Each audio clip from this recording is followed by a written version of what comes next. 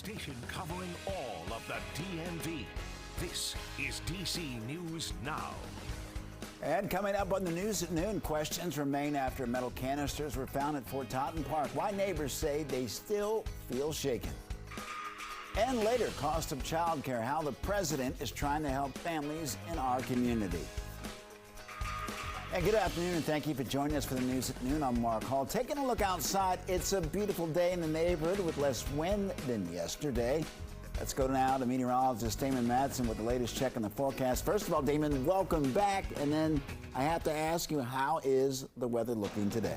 Well, Mark, thank you very much. Good to be back and good to come back to some nice weather. I'll tell you that much, too. And yeah, it's beautiful out there, no question about it. And those sunny skies, they'll be continuing as we continue to bring those temperatures back up again. It's already into the mid-60s in D.C., much of northern Virginia, southern Maryland, upper 50s once you drift north toward Hagerstown and mostly along that Pennsylvania-Maryland line. But these temperatures, they are going to continue to jump up as, like Mark mentioned, it's staying extremely quiet. High pressure is off to our south and east a good ways, but its influence is being felt here. Very, very clear skies. And yes, finally, the wind is a little bit calmer as compared to yesterday, with a system off to our north starting to drift farther away from us here in the DMV, and that's helping to lighten those winds up. So we will continue with the sunny skies, the light winds. It is still going to be very dry, however, but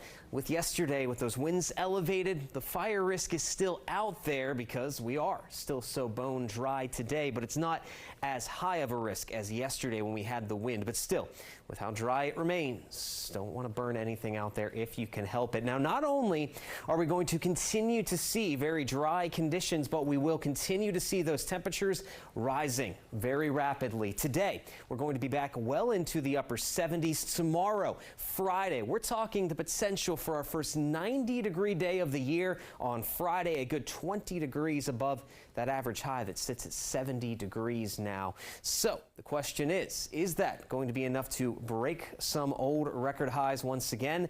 And are we expecting to finally see some much needed rain anytime soon? We'll have your full forecast in just a bit. Damon, thank you. Metro's general manager and CEO announced that the highly anticipated Potomac Yard Metro station will open on May 19th. The $370 million station, which sits in between the Ronald Reagan National Airport and the Braddock Road stop, will mark the transit system's 98th pin on the Metro rail map. The stop is on Metro's blue and yellow lines, and we'll have much more coming up on DC News Now at 5. Well, developing now, D.C. police are investigating a carjacking involving a Howard University student. It happened around 3 this morning at the Howard Plaza Towers near the Student Center. Police say the driver was inside of a black Infiniti and was carjacked at gunpoint. The student, we're told, was not hurt. But D.C. police are also releasing a new video of a suspect in a shooting near George Washington University. It happened around 2 o'clock Sunday afternoon on Virginia Avenue Northwest.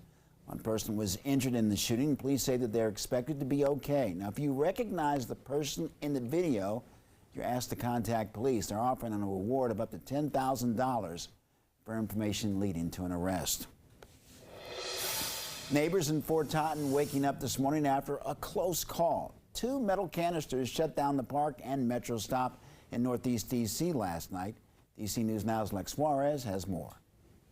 Well, we won't have an official answer on those metal canisters until the Army is finished analyzing them. But based on other discoveries that have happened in Fort Totten Park, there was fear that these were unused bombs from about 100 years ago.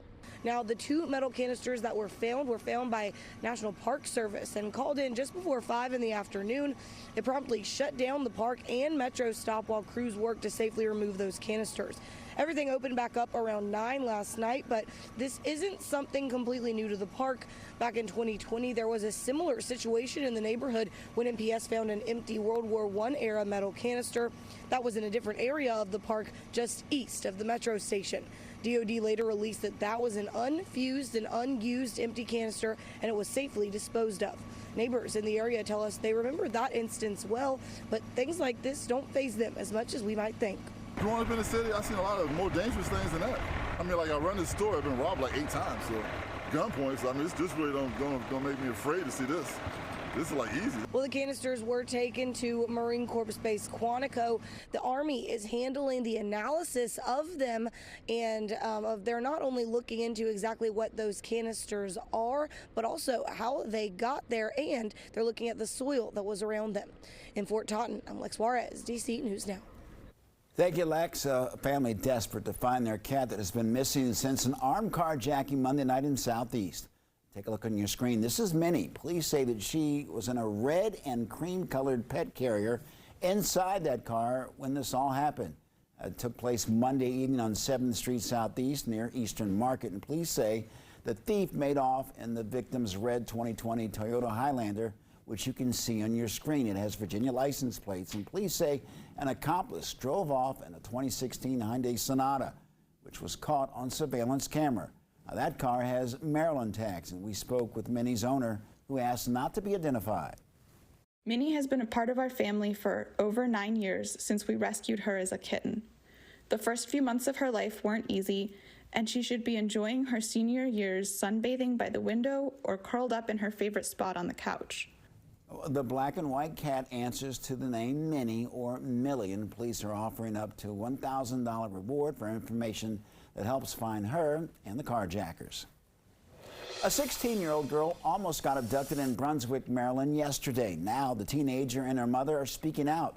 Fortunately, the teen reacted quickly and ended up okay, but now the girl and her mother are processing the situation and sharing some advice for others. DC News Now's Anae Simmons has the story.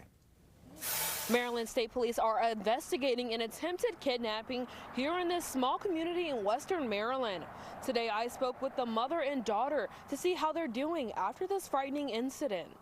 I was terrified because he had asked me the explicit question, and so when I had answered no, he had locked the doors. Scary situation unfolded Monday afternoon when 16-year-old Macy Camo walked along Knoxville Road. She details what happened to her. I started walking back home. Me and this guy, he was coming this separate way, and then he made a U-turn, I guess, down at towards the houses, and he had stopped his car. Como said the man asked her if she needed a ride home and says at first she thought she knew the driver and got into the car, but at another glance determined she did not. As he attempted to grab her, she pulled out a stun gun given to her by her mother. When she set it off, it scared the suspect, giving her a chance to escape. I had pulled out my taser before he could grab me, and I zapped it, I guess, just to scare him, to get him to unlock the door. And whenever he unlocked the door, I ran as fast as I could. And once Patricia Hefner learned that her daughter was safe and what happened, she called police. Hefner says this is just one reason she gave her daughter the stun gun, even though Maryland law says a person must be 18 to possess one. The detective told us that we didn't have, that she couldn't have the taser, but I feel that, she protected herself. She was given that taser for a reason.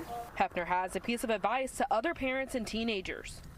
Be more aware of their surroundings and teach your children, techniques to help them, even if they have to get them alarm that sounds off. Just get one of them and give them to the child, no matter the age. It could be anybody.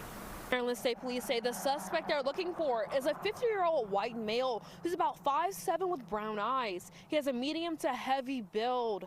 He might also have a speech impediment and was seen driving in a black vehicle, possibly a minivan. If you have any information, contact the Maryland State Police Frederick Barrick. The number can be found below your screen. Reporting in Brunswick, Maryland, Anae Simmons, DC News Now. Anae, thank you. And an update today, we now know the name of the man whose body was recovered in Lake Churchill in Germantown yesterday. He's been identified as 30-year-old Ankit Begay. Now, Begay was reported missing on April 19th. According to his obituary, he was a successful software engineer from the University of Virginia who loved his hometown championship teams and, most of all, his family.